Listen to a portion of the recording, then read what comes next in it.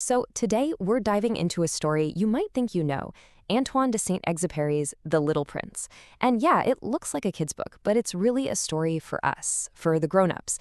It's packed with these profound truths about what we lose when we stop seeing the world through a child's eyes. Okay, let's just jump right in with a little test. The narrator of the story came up with this when he was just 6 years old. He wanted to see if grown-ups could show, true understanding. So take a look. What do you see here? All right, so if your first thought was, it's a hat, don't worry, you're not alone. In fact, that's what every single grown-up told the narrator. They saw a simple hat, a familiar object, and that was it. Case closed. They didn't look any deeper.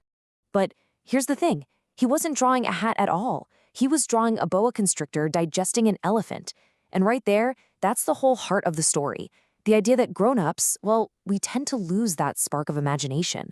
We need things spelled out for us. And because of that, we often miss what's truly essential. So our narrator gives up on being an artist and becomes a pilot instead. Years go by, and then bam, his plane crashes, right in the middle of the Sahara Desert. He is totally alone, 1,000 miles from anywhere, with just enough water for a week. And it's here, in this complete isolation, that his two worlds are about to collide. The next morning at sunrise, he's not woken up by a rescue party. He's woken up by this odd little voice. And there's this small boy just standing there, looking perfectly calm and serious. And he has a very, very strange request for our stranded pilot. The pilot tries his best to draw a sheep, but none of them are good enough. One's too sickly, another's too old. Finally, out of patience, he just draws a box and says, "The sheep you want is inside."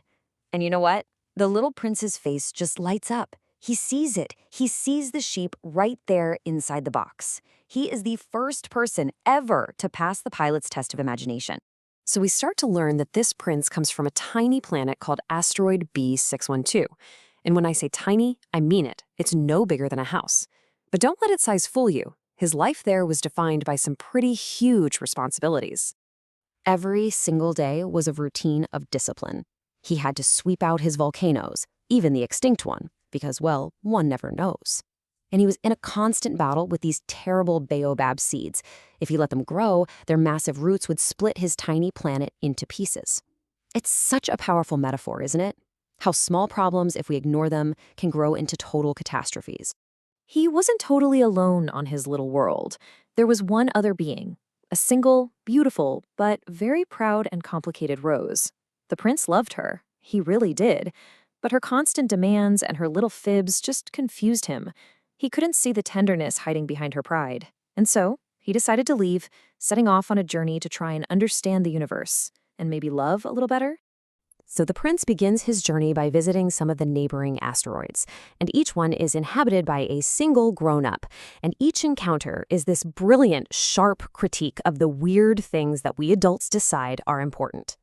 He meets a king who claims to rule everything but has no subjects, a conceited man who only wants to be admired even though there's no one else there, a drunkard who drinks to forget he's ashamed of drinking, and a businessman who's obsessed with counting and owning the stars.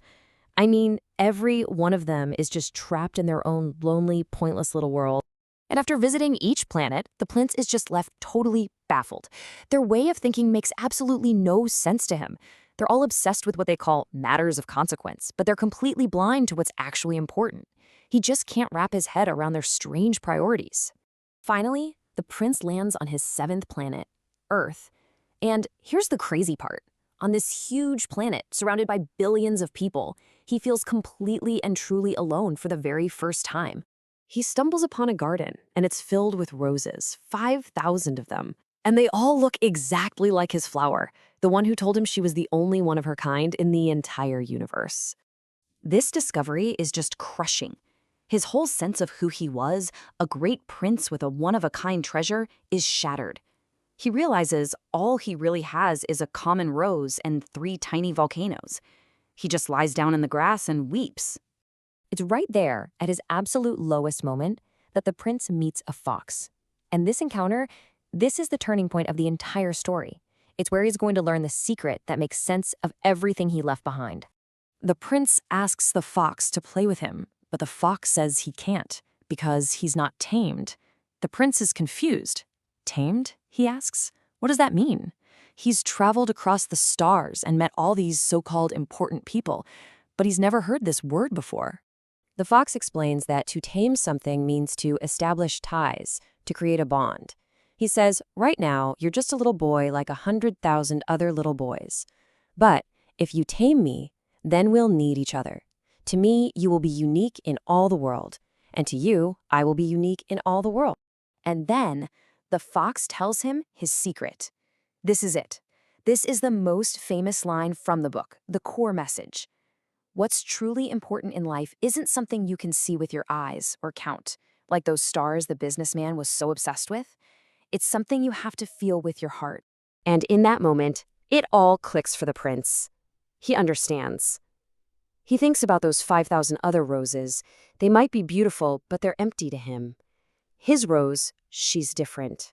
She is unique, not because of what she looks like, but because of the time he wasted on her, because she is the one he watered and sheltered and listened to. He realizes, I am responsible for my rose. So let's go back to our pilot, who's still in the desert fixing his plane. A year has now passed since the little prince first arrived. He's learned his lesson, and he knows it's time for him to go home, to return to his flower.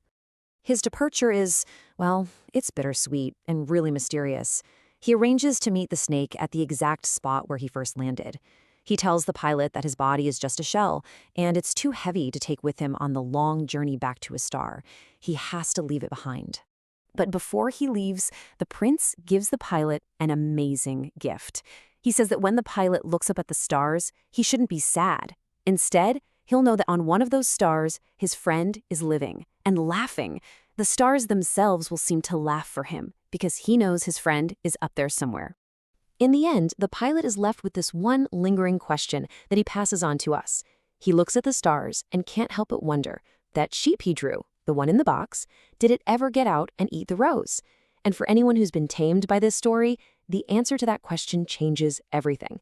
Whether the stars are laughing or weeping, it all depends on a single invisible flower.